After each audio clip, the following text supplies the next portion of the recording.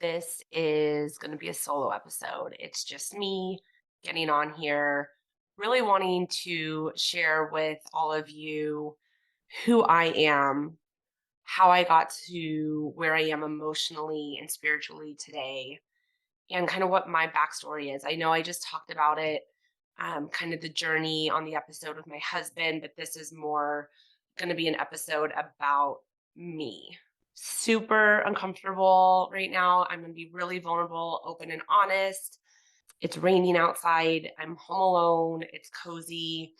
I went into my closet to figure out what to wear. And for the first time ever, and it's been 7 years, I had an intuitive feeling to put this on, which is my papa's jacket. And when he passed, two of the things I took were these jackets that he wore all the time. And today, for the first time ever, I thought I'm going to put it on and I'm going to record this episode wearing it almost, I guess, like a security blanket. And I'm going to just share my story and why, at this point in my life, I'm so passionate about working with other women or entrepreneurs or people in business, but mostly women about on their emotions and their mental space and their energy and how they're feeling in this world. I'm born and raised in the Canal Valley. I am the firstborn, which says a lot. I really believe that birth order does impact us and how we approach the world. I think I've always been a type A and really driven. I was born, and then 3.5 years later, my sister came, and we were raised by a mom and a dad who were married. And my dad owned a business with his dad, and we saw my grandparents every weekend. And I really loved being at my grandparents' house. That was such a safe space for me where I felt really just secure in being me. So my childhood, it's wild and it it does upset my mom, but I don't remember her before I was 13 and I don't know why. There was definitely a lot in my childhood that I've gone back and reviewed and worked through. I know for sure my parents loved me. My parents were always present and there for me. They were very invested in my life and what I did. And how they raised me, I know came from their love for me. It did feel conditional at times. I needed to be the best. I needed to be the best in sports. I felt like I definitely needed to get good grades. I needed to have a lot of friends. The size of my body mattered. What food I ate mattered. And I know it all came from a good place now, but you don't know it as a child what that's doing to your inner voice, but as an adult, it really made me it brought up a lot of shadows and a lot of triggers. Just not feeling good enough. Really, I think is like the all-encompassing umbrella of it is just never feeling good enough. And as somebody who's driving forward and moving fast and always trying to see what I can achieve next, to have that mentality and that inner voice telling me to go, go, go, how can I improve, to also be feeling like I'm not pretty enough, I'm not small enough, I don't communicate well enough, I'm not fun enough when I'm in social situations, I'm not well spoken enough in professional situations, I'm not wanted, I'm not respected, I'm not desired. It really your head. So my whole life I've been in therapy. I think actually, yeah, maybe even in my childhood. I feel like I'm kind of all over the place right now, you guys, with how to tell this story, moving from childhood to present, from childhood to present. So just bear with me. But my parents divorced when I was 13. A year and a half before that, they had my brother, who actually will be on a future episode, but he was born the day before I turned 12. So we have a 12-year age gap. My sister and I were raised by married parents until, age 13 and 9. And my brother was only 18 months when they divorced. So he essentially was raised completely differently than we were. He was raised by single parents. When my parents split up, I definitely had a hard time with that. I think my mom was really looking for love and acceptance in other places, which I don't blame her. We all want to be loved and we all want to be accepted. Looking back, I think that really made me feel though that my love and acceptance of her wasn't enough, which hurts, right? Like I said, I know my parents did the best they could, and I know as a parent I'm doing the best I can, and we're human and we do what we think is right. We do what we think is best for our children, and then I'm sure we do things that are hard on our kids. But yeah, I felt like she was searching for love in different places. I didn't want to be along for that ride. So a lot of my teenage years, I lived full time with my dad, and it's all kind of I have very specific memories, but it's all really a blur for me. And it wasn't really until I started doing a lot of inner work and inner reflection that a lot of memories started coming back for me that I didn't even know were there, and I didn't even know they shaped me. Not to say that I didn't have a lot of positive either. I'm focusing more on what was hard for me because that led me to where I am now, but I also had a lot of good. My parents, like I said, were very present. They were always available for my activities, what was happening in my life. My grandparents were the best. My papa, whose jacket I'm wearing, that was completely unconditional love. I just felt amazing in his eyes, and he was such a person in my life that holds such a deep spot in my heart. We would go there all the time. I had a lot of family around me. My dad was for a long time really successful in business, and we had that comfort. We took family vacations. There was a lot of beautiful good as well. I just want to make that clear that it wasn't this horrible childhood and it's woe is me. There was a lot of beauty in my childhood as well. I think it's my personality and my sensitivity and my constant critic in my head, coupled with the things in my childhood that were hard for me, that really mm, came to life as I became more aware as an adult, as I became a mother myself, as I became a business owner. All of these things started coming up for me that I really had to explore. But there's so much silver lining in that because I don't think without that I'd be where I am today and wanting to do the work that I really want to do today. Through my childhood, I had a lot of doubt in myself, a lot of really feeling self conscious, a lot of not feeling good enough. And then I stayed home and I did community college. And then I went away to school at the age of 20. I went to Chico State. And I think that's where I started to finally feel independent and able to kind of discover who I am. And it was the first time I felt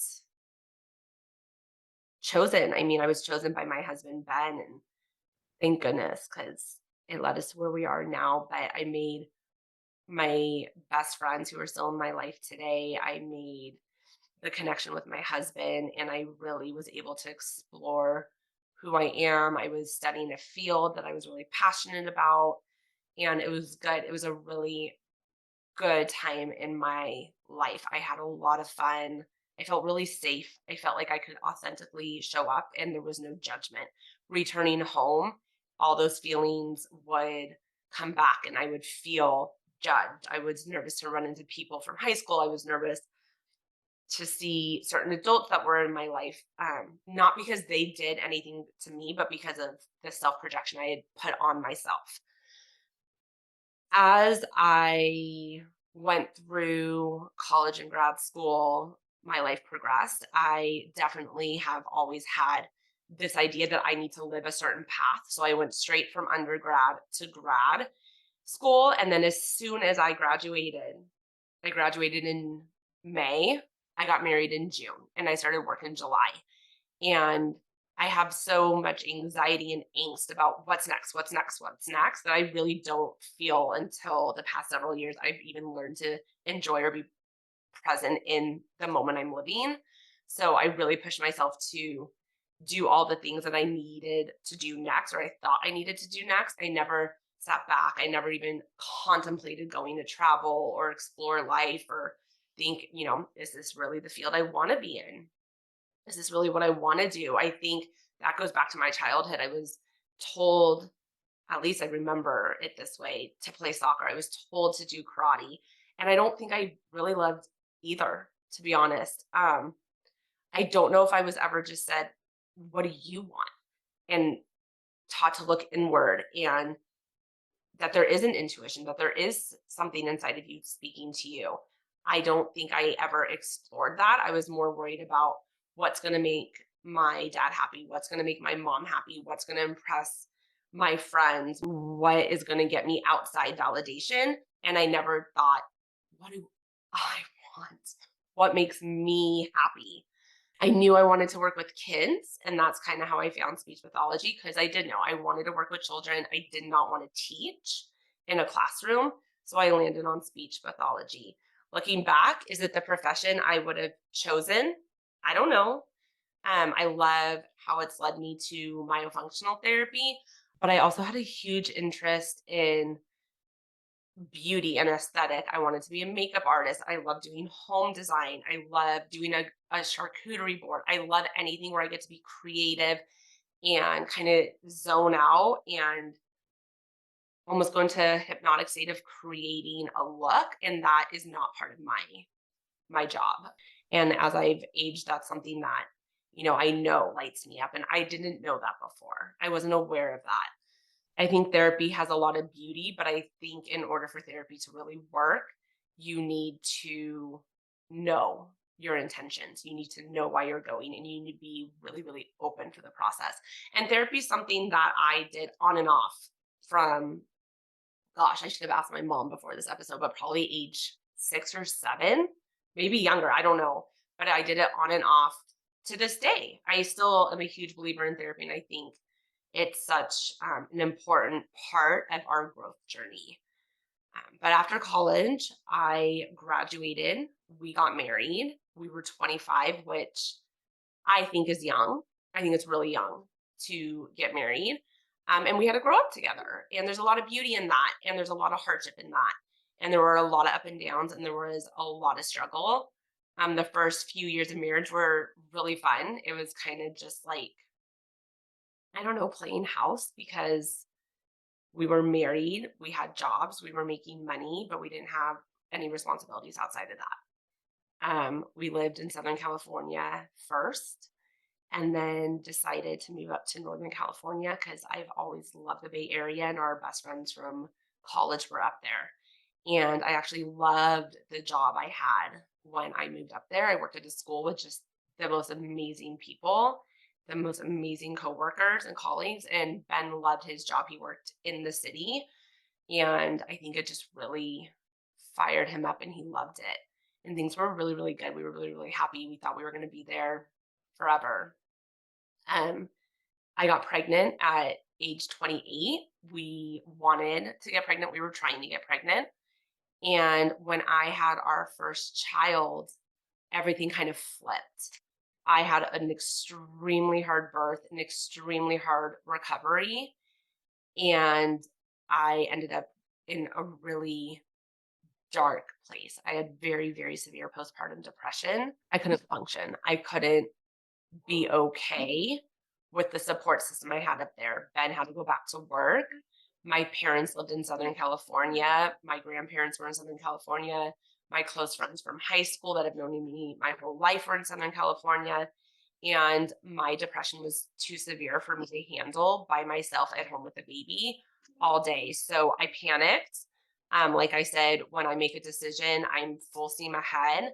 And I ran away from everything back home to where my parents were with my husband and my baby, kind of to be saved. I was so sad and scared. And the anxiety was so intense. I didn't even recognize myself. And I don't think there was a lot of talk back then about postpartum depression and how to get help. And my son had what they called colic. And now I know there's so many different things for why he was screaming all day and so many other ways that could have helped him, that I'm so happy that I know now, but I didn't know it then. So I had this screaming baby that I could not make happy.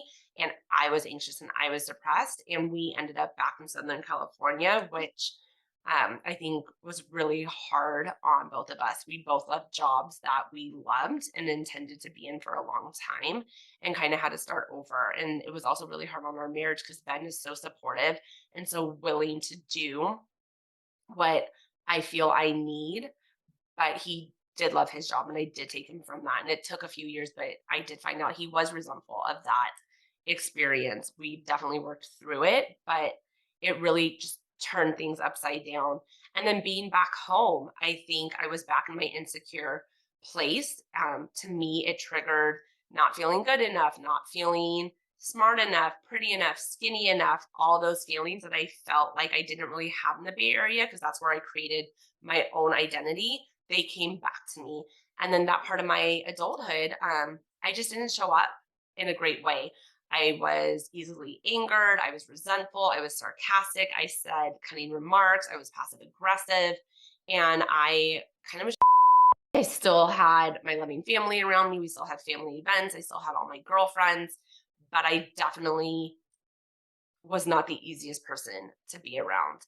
When I was in my career down here during that time, I complained. I wasn't focused on solutions.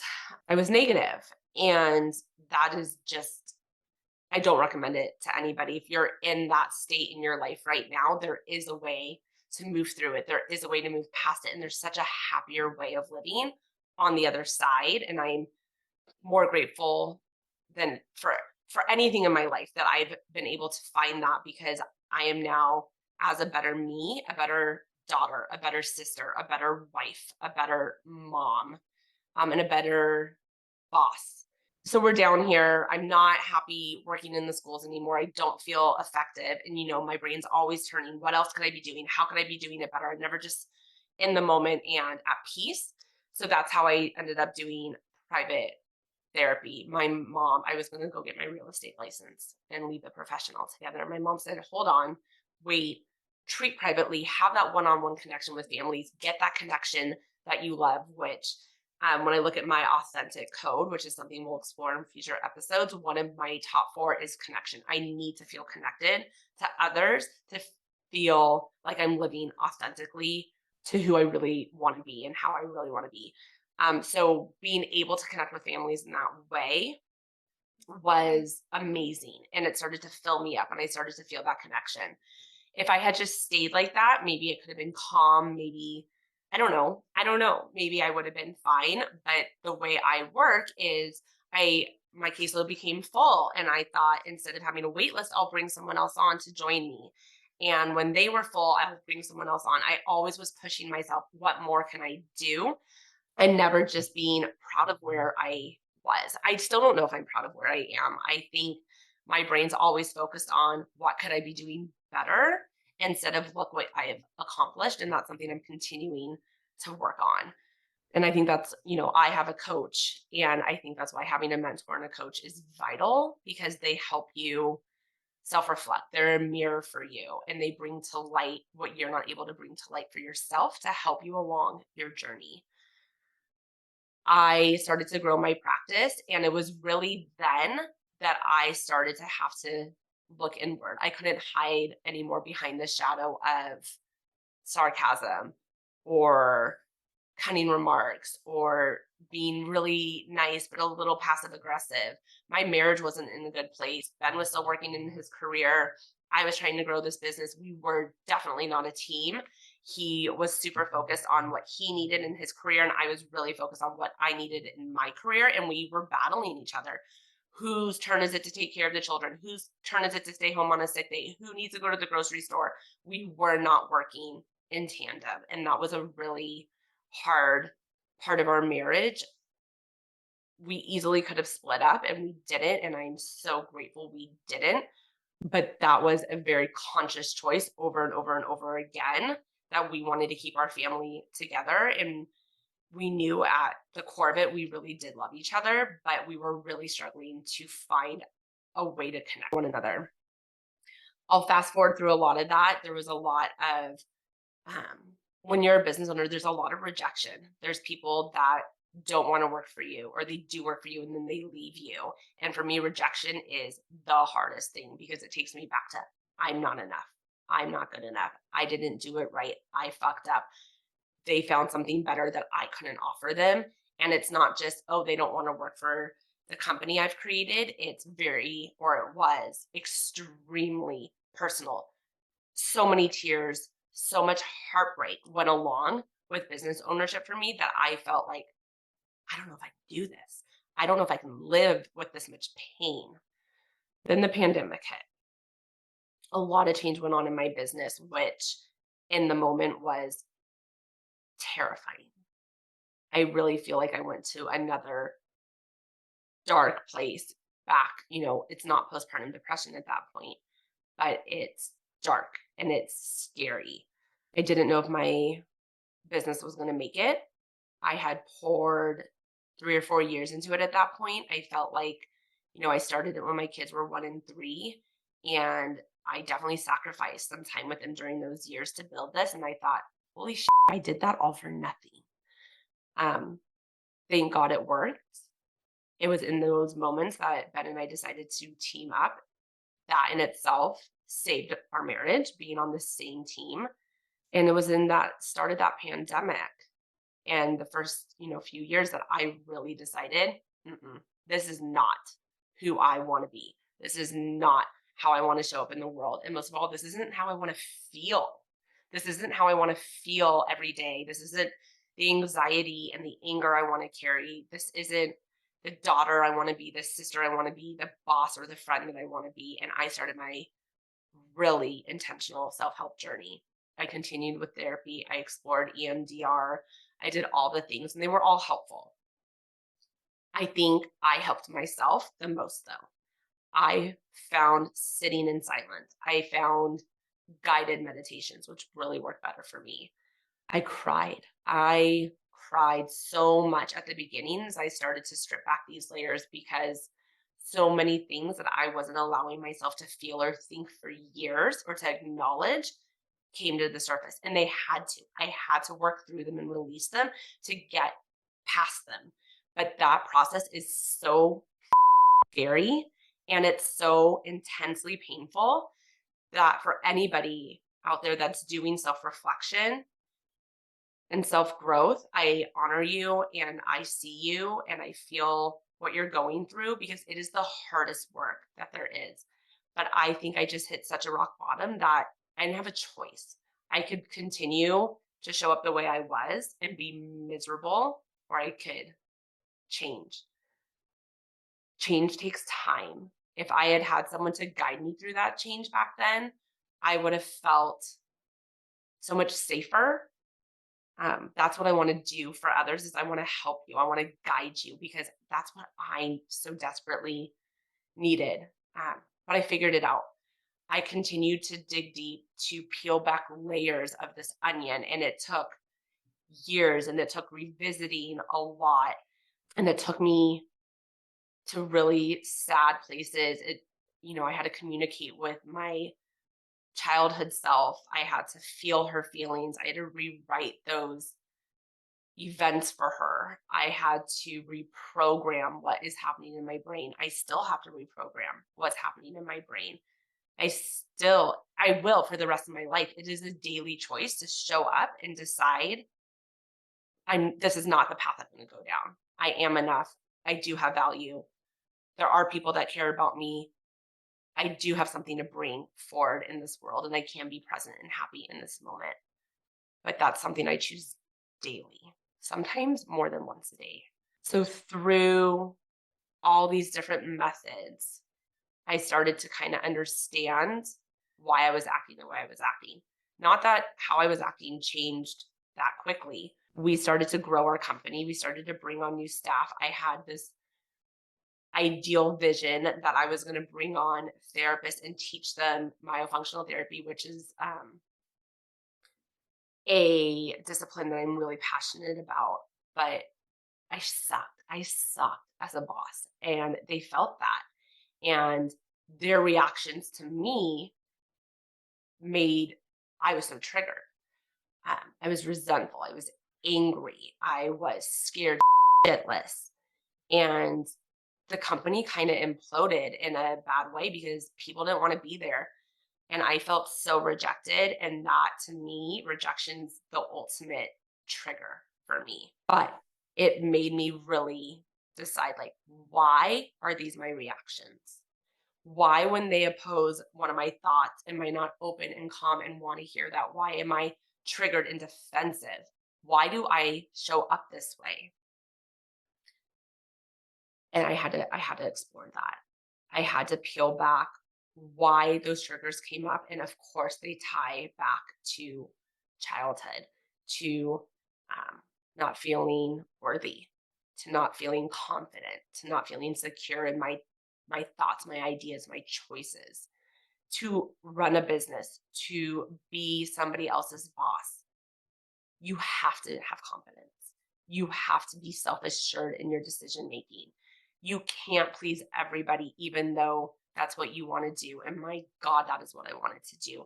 I grew up wanting to please my parents, please my friends, get outside validation. And now I was seeking this outside validation from my staff.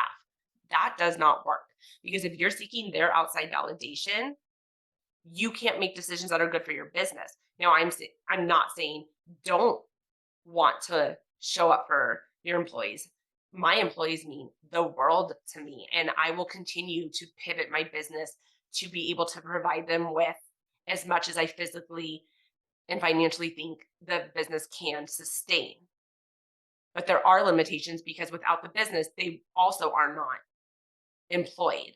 So it's just walking that fine line. But when I was just wanting to say yes, yes, yes, yes, yes, and then having to say, oh, I'm so sorry, no, no, no, no, no, fucking it all up. I was messing with their heads. They didn't feel safe. They didn't have set expectations. And I couldn't provide that for them because I didn't know. I didn't know what the right answer was. I wasn't secure in my decisions, in my thought process. I was just doing as advised and working solely out of fear. And when you're working from fear, it's not going to go well. Releasing fear has been the biggest gift I've given myself, and I've done it through surrender. Learning to surrender to the process and to the outcome, and to trust whatever comes next, that there is a path and a calling for why you're going through what you're going through, has been the biggest release I've given myself, the biggest gift I've given myself. And it's allowed me to learn how to show up the right way. I really hope in others' eyes I've become a better boss and business owner. I think I have, because the company's so much calmer. There's so much more joy. There's so much more success. I'm not triggered. I'm not crying every time something doesn't go right. I'm not crying when someone decides they don't want to be with the company anymore. I honor their decisions, and I honor their intuition and their want to explore their own journey. And I know I can't be everything for everyone and please everyone. But what I can do is be me. I can be authentic. I can be peaceful and calm and listen more than I'm talking. I can be open to new ideas. I can be present for my babies. I can honor their feelings instead of telling them how they should be feeling. I can allow them to feel their feelings and help them work through that.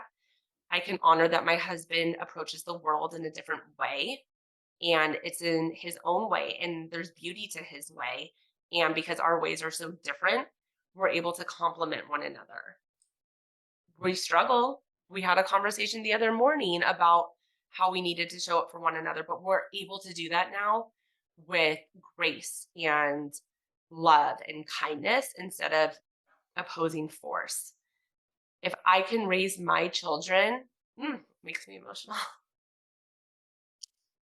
to know how to listen to their intuition, to know how to follow their heart, to trust their gut, to release fear and have faith in the process and to surrender, I will have done my purpose.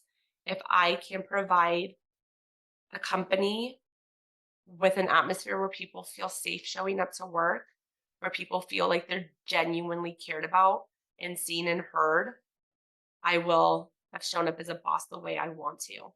If I can now work with other business owners and provide them with the guidance and the path that allows them to explore themselves, learn about themselves, find out who they authentically are, bring them back to that core being that they were when they came to this earth, I will feel so fulfilled. I mean, I have to be helping others to feel like I'm doing what I'm intended to do, but I want to be successful and I want to be creative and I want to be available and connected. If I can do those things, then I know my childhood, my growth pattern, my self rediscovery has all been worth it because without every step of that journey, I wouldn't be who I am right now. I wouldn't know how to explore triggers and shadows and blocks for moving myself forward. And I wouldn't then be able to present to my own children the way that I want them to learn to self explore and be present in this world. I think there's beauty in the journey. I think there's pain in the journey. And I think it's learning to honor that pain, work through that pain, and use it for your higher good and for the higher good of others that allows us to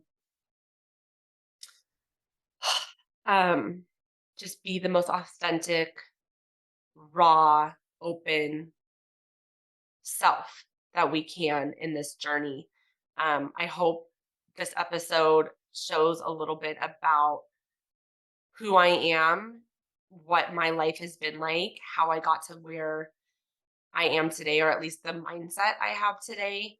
I hope I wasn't all over the place and hard to follow. My brain was kind of everywhere as I wanted to give this to you and not a 2-hour episode. But I'm excited. I'm excited for this podcast and for all of the guests that are going to come on here and share their journeys. And I'm excited for the listeners to be able to hear these stories and know they're not alone. And there is support out there to seek. And there are stories to listen to let you know that your journey makes sense. And if you're in pain, there is grace and beauty waiting for you. If you worked through that, I commend you on the work that you've done. It's all a process and it's all a journey and it's beautiful and it's painful and it's all the in between. And I'm excited and honored to be here to hear from others and to hear from you and to be on this journey with all of you. Thank you if you've listened to this whole episode. Thank you for listening to this podcast and for being a part of my journey moving forward. Bye.